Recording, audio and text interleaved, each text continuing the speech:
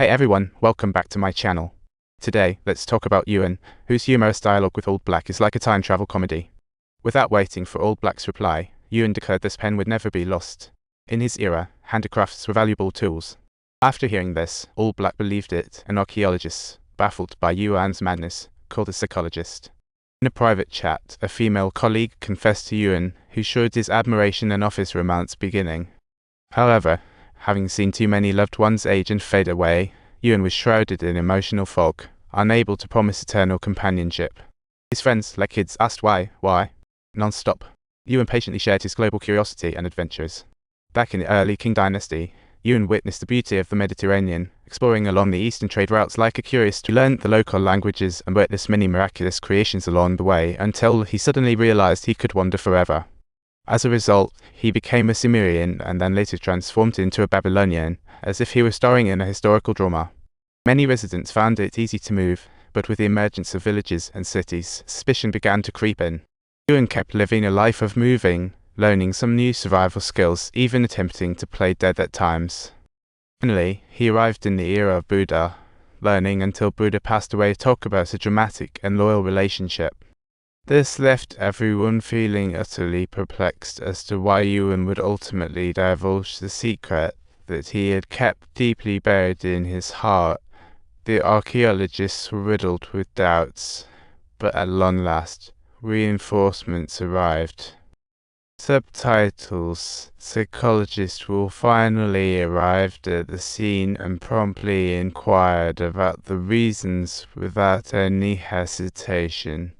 The boss then gave a brief introduction to the earlier discussion what a total drama queen or king, depending on context, here keeping the playful tone.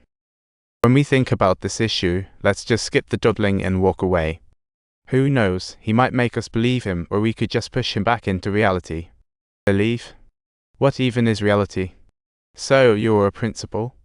Who began his odd questioning from a psychological perspective, hoping to decode Ewan's life experience. Ewan admitted to having pneumonia twice and facing various epidemics recently, living quite the colourful life. However, Wool quickly caught the blind spot. Ewan had smallpox but no scars. Ewan hurriedly explained that he doesn't scar, and the biologist was immediately intrigued. He certainly didn't want to become a lab rat locked up for 1,000 years without a chance to escape. Suddenly, Old Black realized that Ewan was indeed a learned man, and Ewan didn't deny having 10 degrees. Apart from Wool's psychology, achieving such milestones isn't easy. It might take 170 years. But even with a biology degree, Ewan couldn't keep up with the rapid pace of knowledge. Learning the Earth is round blew his mind. He still felt a bit skeptical inside, which made Wool even more curious. Wool couldn't help but ask Ewan how he viewed death. It's a timeless enigma. Ewan saw death as a reality. Someone walks a path, falls, and doesn't get up again. That's an absolute tragedy. Initially, Ewan thought it was someone else's problem, then Wool probed further about the meaning of time passing for him. For fishermen, the waves seem like everyday ups and downs, which often leaves Ewan feeling irritable. Because humans tend to repeat some foolish mistakes and feel sorrow over the loss of friends and family, but more often, it's a helpless resignation. Do you ever feel like you should just be yourself in life? Maybe it's this carefree attitude that irked Will, turning their normal conversation into a sharp interrogation. But asked, do you think you could be that person? But after all, some souls leave behind legendary tales. Not quite human, not just blood, but a combination of life force. What a blend. Perhaps it's confusion, or maybe just the biological or mental state we can only guess at. I'm not saying Yard purposely caused a mishap, but let's find out if it's true. Everyone dies, but Ewan seemingly never does. Will even wondered if he'd want to attend his own funeral. Will felt the unfairness of fate profoundly, even considering Ewan a legendary vampire. To test this theory, Will stood up and pulled out a revolver, eager to discover the truth. If Ewan got shot but still healed, then he'd totally believe the legend. No jokes here, folks. Fun is fun, but we can't toy with lives.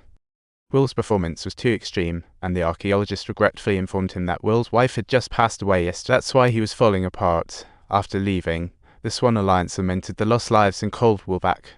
But when Ewan got his hands on the gun, he found out it was empty. What a comedy conclusion. Yet, the friends weren't done yet. They began to chat about another immortal they'd met, and after 2 days, they went their separate ways. That person, like Yuan, lived for centuries, and their stories corroborated each other, yet doubts lingered. 200 years later, Yuan saw him at a train station, but didn't greet. Instead, that person laughed and shouted, and after living so long, the friends were curious how he passed the time.